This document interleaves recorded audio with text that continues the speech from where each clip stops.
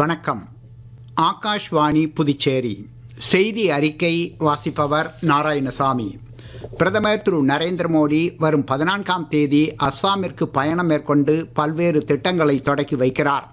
அன்றைய தினம் காலை சௌபா விமானப்படை தளத்திற்கு வந்து சேரும் அவர் அங்கிருந்து மீண்டும் புறப்பட்டு திப்ருகார் மோரான் தேசிய நெடுஞ்சாலை பிரிவில் புதிதாக அமைக்கப்பட்டுள்ள விமானங்களுக்கான சாலைசார் ஓடுதளத்தில் தர இறங்குகிறார். வடகிழக்கு மாநிலங்களின் இத்தகைய முதலாவது சாலைசார் விமான ஓடுபாதையில் பிரதமர் தர இறங்கும் முக்கிய தருணத்தில் இந்திய விமானப்படையின் பல்வேறு போர் விமானங்களும் தரையிறங்க உள்ளன. தொடர்ந்து பிரதமர் திரு நரேந்திர மோடி பிரம்மபுத்திரா நதியின் குறுக்கே அமைக்கப்பட்டுள்ள குமார பாஸ்கரவர்மன் பாலத்தை திறந்து வைக்கிறார். குவஹாத்தி IIM இந்திய மேலாண்மை கழகத்தின் புதிய வளாகத்தையும் அவர் திறந்து வைக்கிறார். நாட்டில் வலுவான உள்கட்டமைப்பு வசதிகளை உருவாக்க அரசு முக்கியத்துவம் அளித்து வருவதாக மத்திய நிதியமைச்சர் திருமதி நிர்மலா சீதாராமன் கூறியுள்ளார்.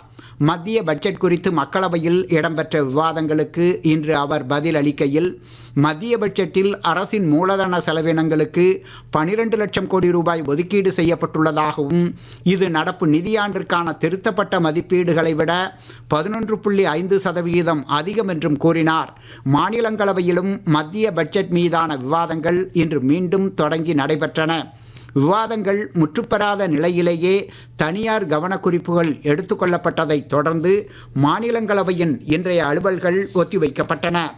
மத்திய பட்ஜெட் குறித்து மக்களவையில் இடம்பெற்ற விவாதங்களின் போது ஆதாரமற்ற கருத்துக்களை வெளியிட்டதற்காக எதிர்க்கட்சித் தலைவர் திரு ராகுல் காந்தி மீது உரிமை மீறல் பிரச்சினை கொண்டு வரப்படும் என நாடாளுமன்ற விவகாரங்கள் துறை அமைச்சர் திரு கிரண் ரிஜிஜு இன்று நாடாளுமன்ற வளாகத்தில் செய்தியாளர்களிடம் தெரிவித்தார். ராஜஸ்தான் மாநிலம் பொக்ரானில் இந்திய விமானப்படை சார்பில் வரும் 27ஆம் தேதி நடைபெறவுள்ள வாயு சக்தி என்னும் செயல் விளக்க பயிற்சியில் ரஃபேல், சுகோய், ஜாகுவார் உள்ளிட்ட 77 போர் விமானங்களும் 43 ஹெலிகாப்டர்கள் மற்றும் 8 போக்குவரத்து விமானங்களும் பங்கேற்று துல்லிய தாக்குதலில் ஈடுபடுவதற்கான தங்களின் திறன்களை வெளிப்படுத்த உள்ளனர். இராணுவத்துடன் ஒருங்கிணைந்து செயல்படுவதற்கான விமானப்படையின் திறன்களும் இப்பயிற்சியின் போது வெளிப்படுத்தப்படும் என விமானப்படையின் துணைத் தலைவர் air chief marshal Nagesh Kapoor இன்று புதுடில்லியில் செய்தியாளர்களிடம் தெரிவித்தார். மத்திய புள்ளியியல் மற்றும் திட்ட அமலாக்கத்துறை அமைச்சகத்தின் கீழ் செயல்படும் புள்ளியியல் துறைகளுக்கான தேசிய பயிற்சி கழகம் வரும் 13ஆம் தேதி 18வது நிறுவன நாளை கொண்டாட உள்ளது.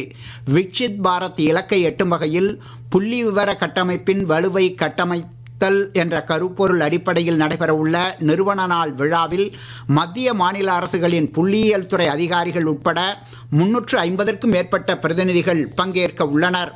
புதுச்சேரியில் 15வது சட்டப்பேரவையின் 6வது கூட்டத்தொடரின் 3ஆம் பகுதி நாளை 12ஆம் தேதி வியாழக்கிழமை காலை 9:30 மணிக்கு சட்டப்பேரவை மண்டபத்தில் கூட்டப்படும் என சட்டப்பேரவை செயலர் திரு தயாளன் செய்திக்குறிப்பு ஒன்றில் தெரிவித்துள்ளார். இக்கூட்டத்தொடரில் புதுச்சேரி அரசின் இடைக்கால பட்ஜெட் தாக்கலாகும் என்று சட்டப்பேரவைத் தலைவர் திரு ஆர் செல்வம் தெரிவித்துள்ளார். மத்திய இளைஞர் விவகாரங்கள் துறை அமைச்சகம் சார்பில் இன்று காரைக்கால் பெருந்தலைவர் காமராஜர் பொறியியல் கல்லூரியிலும் மாஹேயில் உள்ள ராஜீவ்காந்தி ஆயுர்வேத மருத்துவக் கல்லூரியிலும் விக்ஷித் பாரத் யுவா கனெக்ட் விழிப்புணர்வு நிகழ்ச்சிகள் நடைபெற்றன. 2047ஆம் ஆண்டிற்குள் முன்னேறிய நாடாக இந்தியாவை மேம்படுத்தும் நோக்கத்தை நிறைவேற்றுவதில் இளைஞர்களின் கடமைகள் மற்றும் பொறுப்புகள் குறித்து இதில் எடுத்து கூறப்பட்டது.